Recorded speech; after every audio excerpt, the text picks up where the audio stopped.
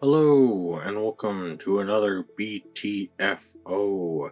Today we're going to be talking about Hunting Matthew Nichols, a new horror movie, I guess. It's kind of weird. It's coming soon to theaters. It should be out April 10th. So I saw this early as like a Monday mystery movie. Um, but I guess IMDb has it as like a 2024 movie, so maybe it released at some festival a couple years ago and just took a while to find distributors. But what I find really interesting about this is that this is a mockumentary all about a girl trying to find her sibling who went missing years ago, and all they have are several like videotapes that her sibling left behind.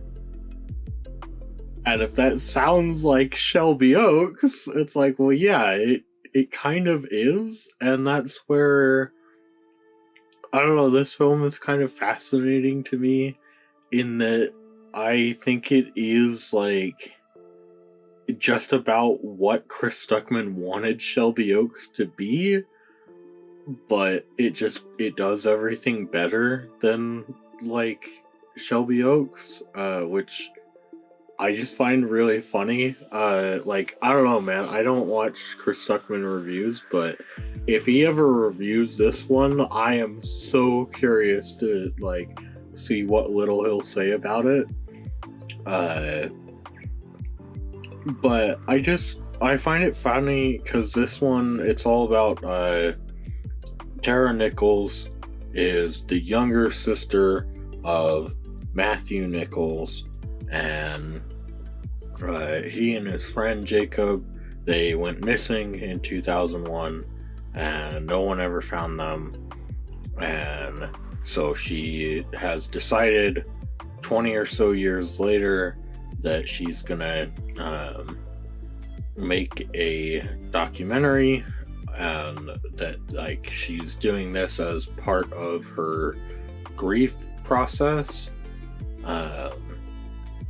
And so as she goes through and goes along, like she's trying to piece together what happened.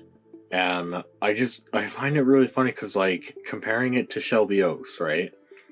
Shelby Oaks, there's another tape that shows up, like, you know, pretty early on in the film. Like, it's pretty much where the first act ends, and then the next one begins. Whereas this one does also have a missing tape. However, the cops did have it in this one. And unlike in Shelby Oaks, where, oh, if they had that tape, then, like, yeah, they obviously would have known what happened. Like, you know, like that would have been really easy for them to put that together. You know, but, well, and they also just, if they had just looked around Shelby Oaks, they would have figured out what happened.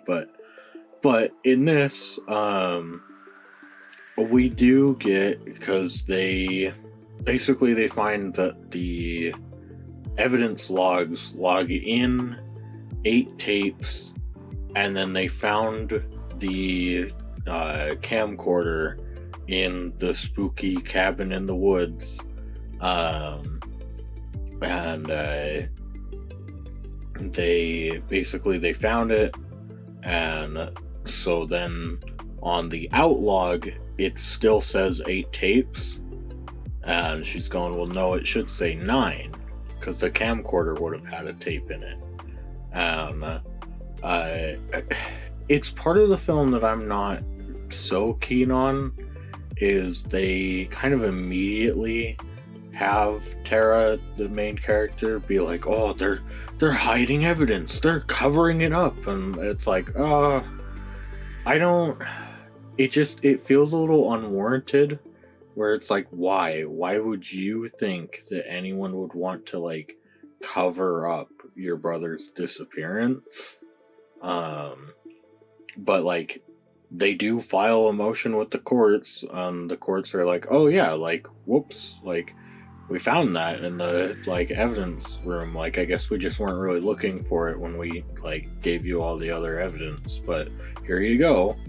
And it's kind of funny because it's another part where it's like, oh yeah, it's done a lot better than Shelby Oaks, which I find fascinating because as far as I can tell, the guy who directed this and then he co-wrote this with another guy, and both of them, it looks like for the most part, are just actors. Like, it doesn't, at least as far as I'm aware, they're not like big YouTubers. They doesn't look like they've got this vast knowledge of film, but they know how to do things correctly. Where like there's that final tape, right? And we don't see it. We don't see it until like the end of the movie. And it's like, oh, okay, but you want to utilize it to like make it scary, right? And I was like, well, how can we do that? And because Shelby Oaks decides, okay, well, let's just watch fucking main character lady, let's just watch her watch it with like the sound, and then we'll just like at the same time play it for the audience. Whereas in this,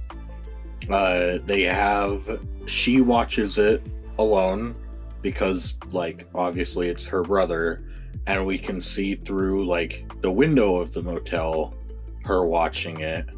And so we get to see her reaction like in silence. And then we get the two guys that are like the documentary crew watching it.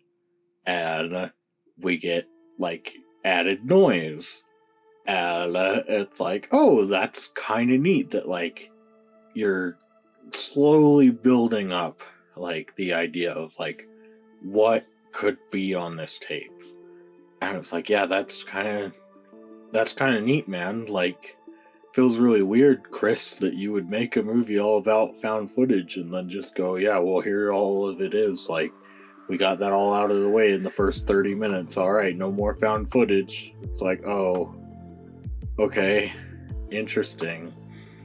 And it is kind of neat to know that, like, this film, because like it actually does take advantage of the fact that like cameras have developed so much, at least digital cameras have gone such a long way. So like, you know, when we're cutting back to the past, you can tell that because of the camera, but it's all filmed on like cameras that you would see people use for like a documentary or like, you know, running around in the woods or whatever.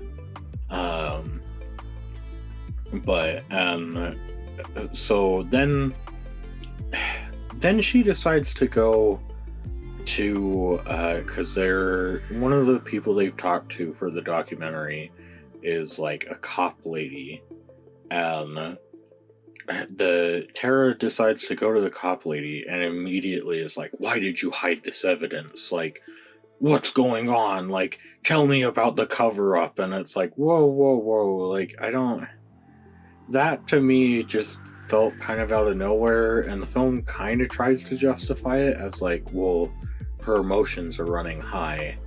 And it's like, yeah, I get that, but I also don't know that, like, I don't think you've worked hard enough to, like, you know, like, was she ever really under the impression that people were covering things up? And if so, why? Like, what would her logic be on, like, why people were covering things up? Because we do get an explanation that, yes, like, they actively were covering things up. Which ends up being kind of interesting, where instead of the cops, like, you know, the cops in Shelby Oaks that are just retarded, the cops in this one went, well, yeah, like, you know, these boys, they disappeared on Halloween night, and unfortunately, like, Jacob, he's a native, and so, like, his parents weren't, like, super like, well liked by the community anyways. And then, like, there was a big satanic panic going on, which it's like, yeah, that fits the time frame. and and then she also mentions that, like, no, like, and again, this is before we've seen the tape, which it's like, hey, that's good, you're adding in, like, a description of the visuals now. But she mentions that, like, with what's on that tape, like, we would have found blood, skin, a body, signs of a struggle, like, but we didn't find any of that. So if we release that tape, then, like, yeah, there's probably a good chance that it would have thrown everyone into a panic, and it's not like we have any answers that we could have given them anyways. So, and we also get the added context of her brother and Jacob were both, like, obsessed with the first Blair Witch Project, to the point where on their camcorders they had, like, shot for shot recreated that movie. So, like, that's kind of where, like, the documentary people, when they first watch the tape, like, they talk about, like, how could they have done that, and, like, like, those would have to be really good, like, practical effects, because there's, like, no cuts and stuff, and it's not like they had a computer around in that, like, cabin or anything. But, and so it's like, yeah, it's kind of neat where it's like, oh, yeah, you actually, like, you didn't make the police department incompetent. You tried to come up with a competent reason why this information wouldn't have come out until now. Good job. Like, but then there is part of it where it's a little, like, I'm not sure how I feel about it, because the cop lady tells them that, because Tara is like, okay, well, like, I guess I'm going out to that cabin, like, that's the only thing that, like, I can do. And it's like, I don't, like, why? What would you even expect to find out there? But she's like, nah, I'm going out there. And the cop lady tells her that, like, no, we tore down that cabin. Which it's like, yeah, that probably makes sense. That, like, old abandoned cabins in the woods, like, especially when it's like, oh, people might be going here to, like, kill other people. It's like, yeah, we should probably take that down. But then I guess later we find out that, like, no, she didn't take it down. Or it's a magical cabin. Which, yeah, the film's not very clear on, like, was she just wrong about the location? Or is it actually supposed to be, like, a magical cabin? But then, I guess, now I'm trying to think of where it slots in. But at some point, we see one of the other videos is the two boys, like, in a library. They find, like, this really old book that is all about, like, building traps in the woods. And then, like, they try and search the library and they don't find that. And then they decide to talk to Jacob's dad. And this was one part where I feel like they didn't have her get mad at the dad, because they were like, oh, but he's a native, and, like, we don't really want to portray the natives in a bad light. But, like, the dad has that book. And the dad is talking about, like, no, I was fully cooperative with, like, all the investigators. Like, I even let them do a full search of my home. And it's like, I don't know that because it's like, either the dad, because the dad, like, specifically hands them the book and is like, careful, like, there's, like, some evil that, like, I can feel is carried with that, which kind of begs the question of like, wouldn't you have gotten rid of that a long time ago then? Like, I don't know, man. Like, it just feels weird to be like, man, here's this evil object. I'm gonna hold on to it for 20 years. Like, oh, okay. But then it's also a condemnation on the police department, where it's like, really? Like, like that book was like a central piece of one of the tapes they had. Like, they didn't want to inventory that into evidence. They were like, nah, it's fine, you can keep it. It's like, oh, okay. But so, like, then she gets the book, and they find that at the back of the book, which they have like a historian guy that they call up. He tells them that, like, I'm not sure if that stuff in the back of the book, like, if the boys wrote it, or if that was there originally. Like, it looks more modern, but that could also just be the way it looks. But there's like a demon chanting, or like a demon chant for like summoning, written in the back of the book. And for some reason she decides, and like they make it pretty clear that like this is what she wants to do. She's like, yeah, after everything that I've seen, I want to take their little shrine and this book, I want to go into the same woods that they were in, and I want to do demon chant. And it's like, why? Like, what makes you think that was a good idea? Like, that's kind of one of the parts where the film starts to lose me, where it's like, oh, yeah, I guess, like, she's not really been a super competent character throughout the film, but, like, I don't know, man, that just feels a little, like, too stupid. But so they decide they're going to do that, and they go up into the woods, and they find a spot where they're like, oh, okay, like, this is where it should be, and, like, the cabin's not there, and so then, like, she decides that, like, screw it, like, do it right in that spot, and nothing happens, and she's like, okay, like, I can have closure now.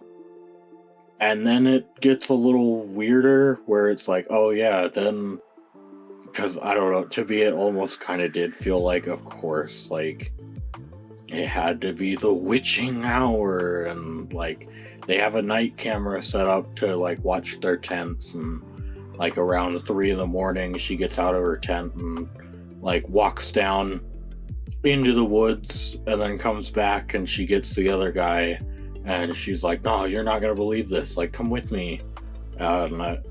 Which, I don't know, I do feel like the other guy should have just, like, because for some reason he just kind of stops being rational, where it's like, nah, man, I'm sorry, you should probably tell her that, like, no, it's 3 o'clock in the morning, like, I'm going back to bed, like, get me in the morning, like, or like, actually tell me what you found. And then when she goes, well, it's the cabin, be like, yeah, okay, so we can go back there in the morning, like, when it's daylight out, maybe not right now. But then they go out to the cabin, and she like does the summoning thing again, and this time it works. Her like necklace lifts up when she it lifts in one of two directions for yes or no, and like she asks, like, oh, like, is this my brother? Yes. Like, do you know that you're talking with your sister? Yes. And then she asks, like, are you safe? Which, yeah, technically that is a yes or no question, but like, that you're talking to like a spirit of him, right? Like, that's what you think.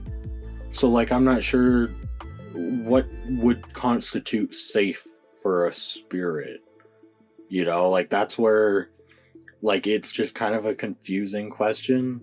But then she like starts to cry, and she's like, no, don't leave me, like, come on, answer my question. And so then he's like, I guess no. Like, no, not really. Like, we're dead. Like, that's why we're talking to you. And then there's like a big knock at the door, and she gets sucked into the forest, and the regular documentary guy is like kind of freaking out, and then for some reason decides to like leave the cabin, which is like, oh, I don't know if I do that, man. Like, I might find a corner to sit in, like, you know, at least have some walls on your side.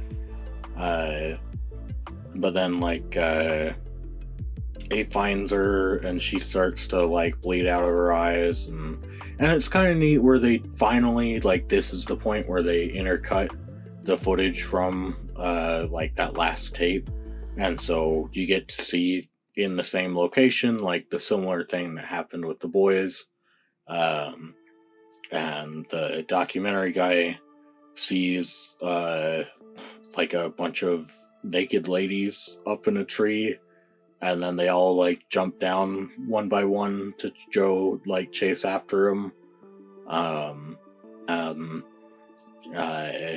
Like, but he's like seriously injured in the hospital, and then he starts like freaking out in the hospital.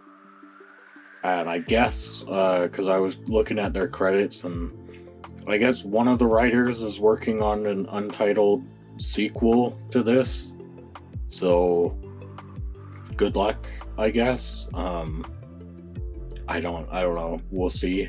But yeah, to me, I don't know, like, I don't know, it's weird. I like the concept of found footage horror.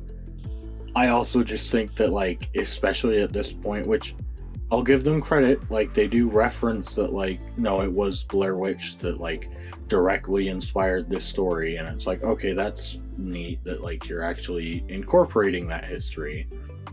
But to me, it's just a little bit of, like, I don't know, I'm getting kind of tired, guys, of, oh, there's a spooky cabin in the woods, and wouldn't you know it, it's demons. Like, it's like, yeah, okay, cool, can we do something else? Like, you know, I feel like found footage horror, like, you know, there's a lot you could do with that. Why do we keep going back to, like, oh, what if they were walking around in the woods? Like, it's like, okay, man.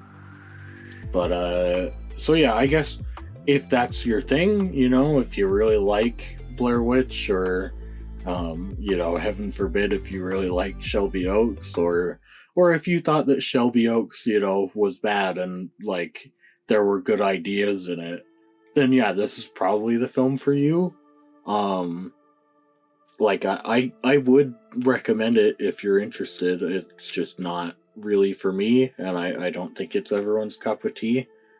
But I don't know, to me, the more interesting part of this is just that, like, knowing, especially because I am really curious, like, what festival did it come out in, and was Chris Stuckman there?